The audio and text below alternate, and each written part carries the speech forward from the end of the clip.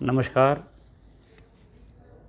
आज मैं फिर आपके सामने कई दिन के बाद उपस्थित हो रहा हूँ और मुझे पूर्ण विश्वास है कि आप सभी आज के इस कठिन समय में सब सुरक्षित होंगे और परमात्मा से मैं ये भी प्रार्थना करता हूँ कि आप बिल्कुल सुरक्षित रहें, ठीक रहें। लेकिन अपील भी करता हूँ कि जो कोरोना गाइडलाइंस हैं इनका आप पूर्णतः पालन करें। आज का मेरा विषय थोड़ा गंभीर है और हो सकता है ये मेरी वीडियो थोड़ी लंबी भी हो आज, पर मैं ज़रूर प्रार्थना करूँगा कि आप इसको ज़रूर देखें और अगर ठीक लगे आपको कि मेरी बातों में जो सच्चाई है तो ज़्यादा से ज़्यादा शेयर करें ताकि ये सारी बात लोगों तक पहुँच जाए। 1 साल पहले नगर निगम की मीटिंग में बिना सोचे समझे चंडीगढ़ में पानी के भाव 3 गुना तक बढ़ा दिए गए थे। उस वक्त भी कांग्रेस ने हाउस के अंदर विरोध किया था कि आप गलत कर रहे हैं, लेकिन क्योंकि कांग्रेस के सिर्फ 5 पार्षद हैं और उनके पास 20 हैं तो वो हमारी आवाज़ वहाँ पे दब गई। और ये लोकतंत्र में होता है कि जिस पार्टी का बहुमत हो उसी के फैसले लागू होते हैं। लेकिन जब हमारी बात हाउस में नहीं सुनी गई तो हमने इस पे एक आंदोलन करने की ठान ली और वो आंदोलन हम पार्षदों के ख़िलाफ़ कर रहे थे। इस पे भी कई लोगों ने, बीजेपी के साथियों ने एतराज़ किया कि प्रदर्शन हमारे घरों पे क्यों किया जा रहा है। क्योंकि मेरा ये मानना था, क्योंकि मैं खुद 2 बार मेयर रहा हूँ, मुझे तजुर्बा है कि अगर कोई भी प्रस्ताव नगर निगम में आए और उस पर पार्षद विरोध कर दें तो वो प्रस्ताव पास नहीं हो सकता। अगर इस मामले में भी ये होता तो शायद आज पानी के रेट बढ़े हुए ना होते।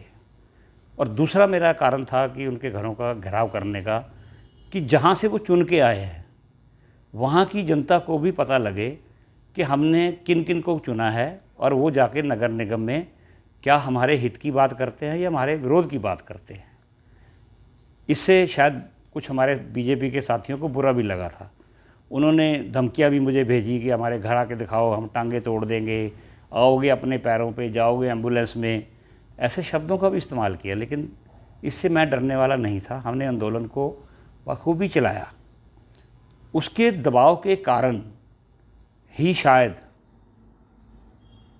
श्री अरुण सूद जी ने सार्वजनिक तौर पर ये मान लिया कि ये पानी के रेट बढ़ाकर हमने गलती की है। उस दिन मैंने सोचा था कि शायद अब अरुण सूद जी या उनकी पार्टी इसमें कुछ करेगी और मुझे थोड़ी सी तसल्ली हो गई थी उस दिन, जिस दिन मैंने ये देखा कि पार्टी के वरिष्ठतम नेता श्री संजय टंडन जी, श्री अरुण सूद जी और मेयर साहब, ये तीनों राजभवन में गए और वहाँ जाके इन्होंने कहा कि ये पानी के रेट कम कर दीजिए। बाहर आके इन्होंने प्रेस को भी कहा कि गवर्नर साहब ने हमारी बात मान ली है कि जब तक कोरोना है तब तक ये पानी के बढ़े हुए रेट लागू नहीं होंगे। हमने उसी इनके बयानों को आधार मानकर, विश्वास करके कांग्रेस ने अपना आंदोलन स्थगित कर दिया कि अगली हाउस मीटिंग तक हम देखेंगे, अगर ये नहीं हुआ तो फिर हम आगे की कार्रवाई करेंगे।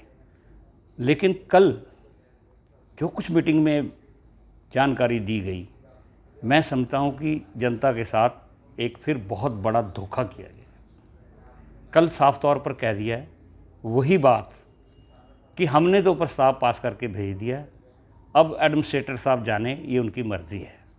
तो 2 सवाल तो मेरे बनते हैं ना इनसे पूछने कि क्या एडमिनिस्ट्रेटर भारतीय जनता पार्टी का नहीं है? क्या केंद्र में भारतीय जनता पार्टी के गृह मंत्री नहीं है जिनका सीधा चंडीगढ़ पे नियंत्रण है? तो ये क्या भारतीय जनता पार्टी क्या दिखाना चाहती है लोगों को कि चंडीगढ़ की जनता सारे हिंदुस्तान से सबसे जागरूक जनता है, पढ़ी लिखी जनता है, वो लोकतांत्रिक संस्थाएं कैसे काम करती हैं वो भी जानती हैं। अब हमारे लिए 2 सवाल हैं। कोरोना चल रहा है, प्रशासन ने पाबंदियाँ लगा रखी है राजनीतिक गतिविधियों पे, और मैं खुद नहीं चाहता इस वक्त कि कोई बहुत बड़ा आंदोलन यहाँ पे खड़ा किया जाए। हम स्थिति में हैं, अगर चाहें तो हम कल से ही फिर वही आंदोलन को वहीं से शुरू कर सकते हैं।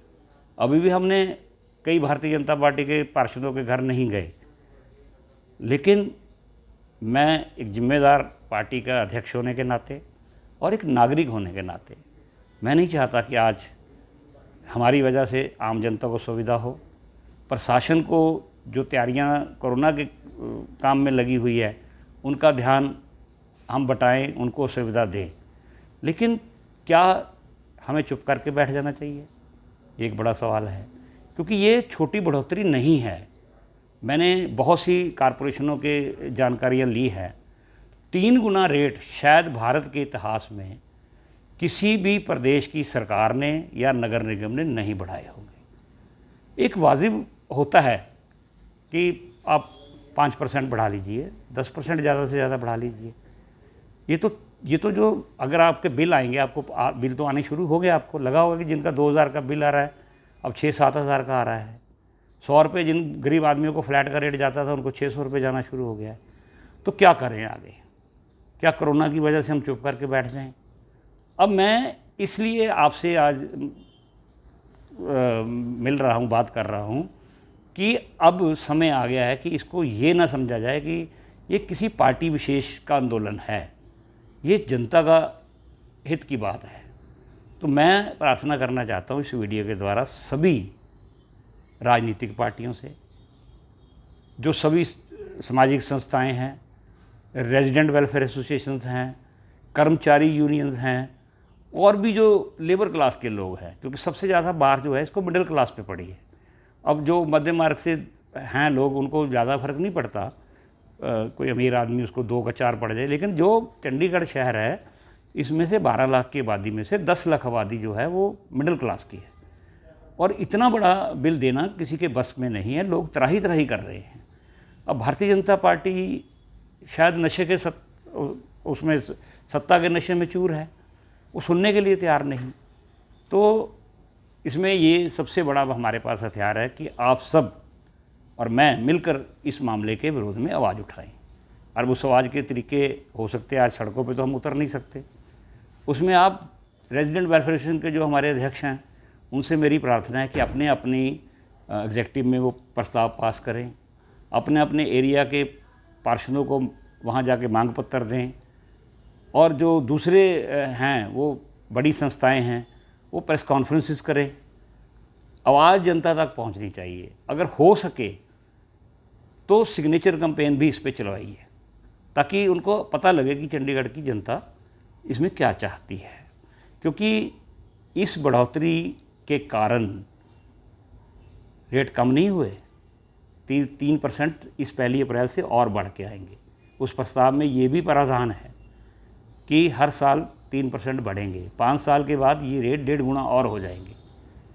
इसलिए मैं आज चंडीगढ़ की पूरी जनता से, आपसे, और एक मैं अपील भारतीय जनता पार्टी के कार्यकर्ताओं से भी करना चाहता हूँ कि ये सवाल इस बात को छोड़ दीजिए कि ये कांग्रेस कर रही है, ये और कर रही है। आप चुने हुए नुमाइंदे हैं, आपकी पार्टी के वहाँ बहुमत है, क्या कल को आपने चुनाव में नहीं उतरना? क्या आप में से कुछ नए लोगों ने चुनाव नहीं लड़ना?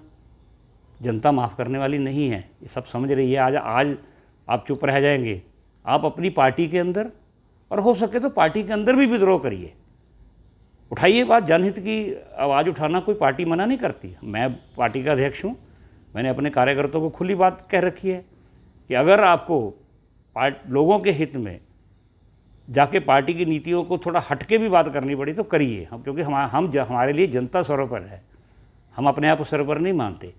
तो मेरी पूरी चंडीगढ़ की जनता को अपील है कि इसमें आप, मैं नहीं कहता कि आपकी कोई मजबूरी हो सकती है, आप कांग्रेस के साथ नहीं खड़े हो सकते, आप हमारी आवाज़ को नहीं हो सकते, अपनी अपनी विचारधारा भी होती है, लेकिन जब चंडीगढ़ की जनता की बात आ जाए तो हमें इस थोड़ी विचारधाराओं से ऊपर उठ के भी बात करनी चाहिए।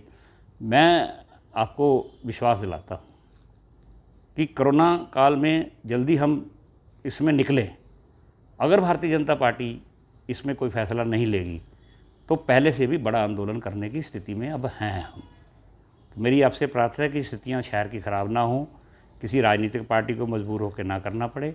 आप जल्दी से जल्दी इस पानी की बढ़ोतरी को वापस लीजिए और चंडीगढ़ की जनता को राहत दीजिए।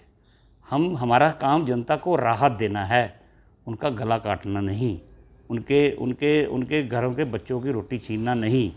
आज पूरे देश में कई सरकारें इन पे कटौती कर रही हैं।